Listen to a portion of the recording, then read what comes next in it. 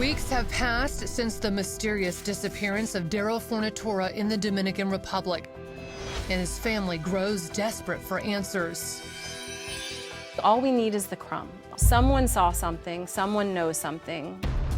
But between Darryl's evasive travel buddy, Matt Rigby, the tangled red tape of Dominican law enforcement, and the fruitless actions of a mercenary crime stopper, Darryl's family soon takes things to the next level. You've done a lot to try and gather information on your own, private investigators. We had 3 different private investigators. Among these investigators is Richard Pimentel, a Dominican native who travels to Cabarete to look into Darryl's disappearance, and what he learns is eye-opening.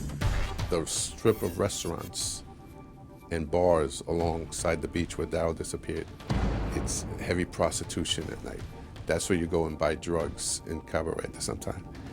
And a lot of those restaurants are owned by people connected with the mob or some kind of organized crime from Italy. And I believe that the police force does security for a lot of these establishments on the beach. So they're all intertwined in that whole world. Navigating the seedy streets of Cabarete, Pimentel is able to track down a promising lead. The last known person to talk to Darryl outside the same surf shop where Matt Rigby says he last saw his friend. I found a witness, a Canadian national. Her name is Jacqueline Beck. She said that she was walking into town and she saw Darryl and Matt walking in front of her.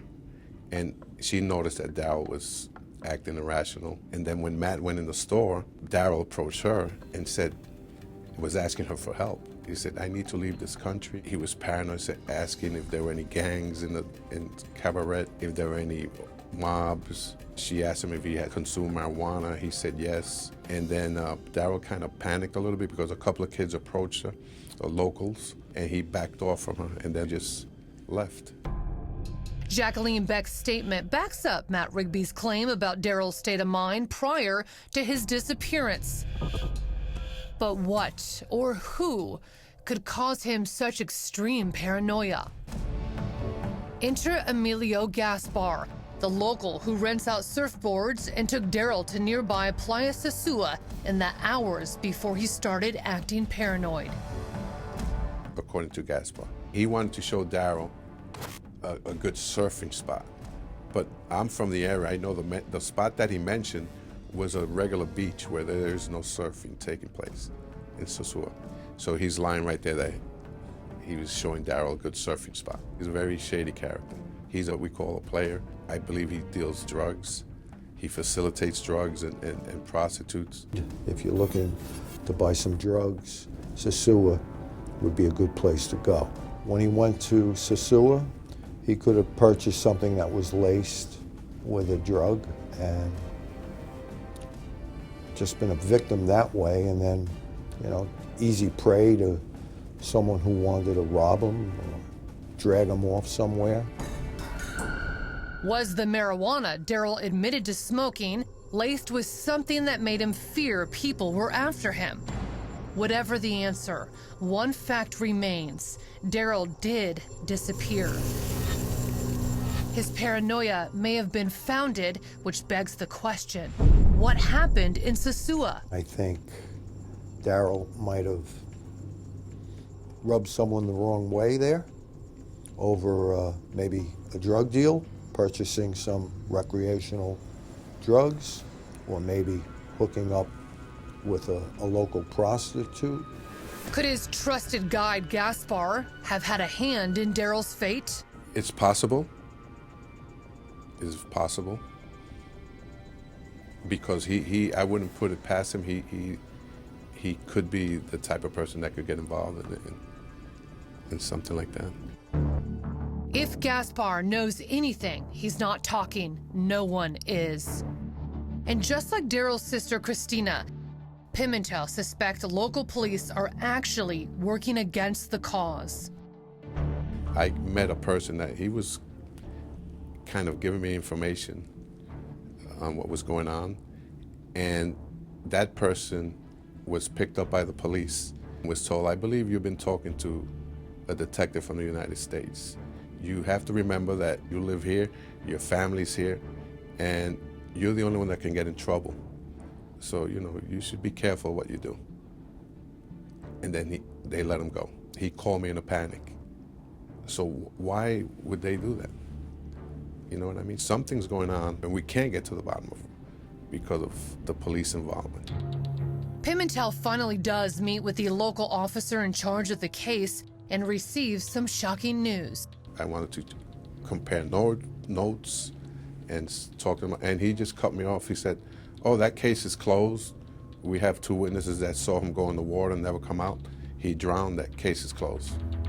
According to Dominican police, witnesses on Cabarete Beach claim they saw Darryl wade into the water and not come out. But Pimentel says no way. I don't believe that he drowned because of the circumstances and the stories that I heard. Doesn't add up to drowning. And he was an athlete, a professional surfer. Where he supposedly drowned was that the regular beach was 4 feet deep. Christina doesn't buy it either. Is your brother a good swimmer? He's an excellent swimmer. He grew up in the water. That was his life. Surfing in the water were his life. During her next visit to the Dominican Republic, Christina meets with one of the witnesses to Darryl's so-called drowning.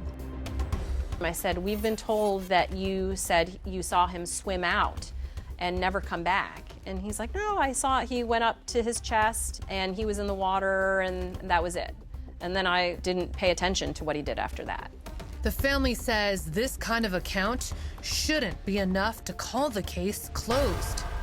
The national police were the ones who were saying that, "Oh, it looks like it's a drowning, moving on." They were just very quick to rule it an accidental drowning, so they Yes. just don't want this pinned on their reputation. That is correct. It impacts tourism. They do not like that. That is a barrier that we have absolutely come up against. But there's another undeniable matter. Everybody tells me that whenever somebody drowns, no matter how long it takes, the ocean tends to spit the body out.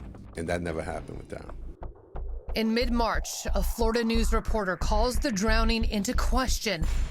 Then almost 2 months after Darryl went missing, something incredible happens. His broadcast aired on, I believe it was March 15th. The next day after that piece aired, Darryl's wallet washes ashore. Darryl's wallet still contains his credit cards, ID, and $462 in cash. Literally a local kind of druggy bum that lives on the beach found it. The same beach where he supposedly, allegedly drowned. Correct. Where the wallet washes ashore is maybe 100 meters down the beach from where he supposedly swam into the water 7 weeks prior. So in 7 weeks, the wallet went out, supposedly in the shorts my brother was wearing, which he doesn't generally take his wallet into the water with him, and then washes back in the same spot 7 weeks later. And a wallet with hundreds of dollars in it, still intact when it was found. That is correct. And I can tell you, no one would not keep that money. Why was that wallet turned in? That's not normal behavior for how it works down there. Pimentel agrees. Darryl's wallet washing ashore does nothing but raise further suspicions about a local conspiracy. I was lied to by the police. I was lied to by some witnesses. I was lied to by so many people that my conclusion was that something bad happened to Darryl and they're covering it up. Everybody, for some reason, is very scared to talk.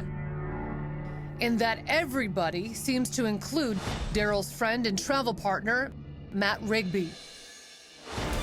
Next, we come full circle to ask, does Matt Rigby know more than he's revealed?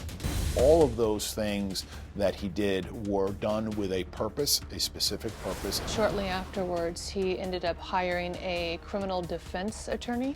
That's correct. Or is he responsible for Darryl's disappearance? I am Melissa with Crime Watch Daily, here to talk to you about your friend Darryl. Do you have a few minutes? He was a wonderful, warm, caring, loving son. And I miss that every single day.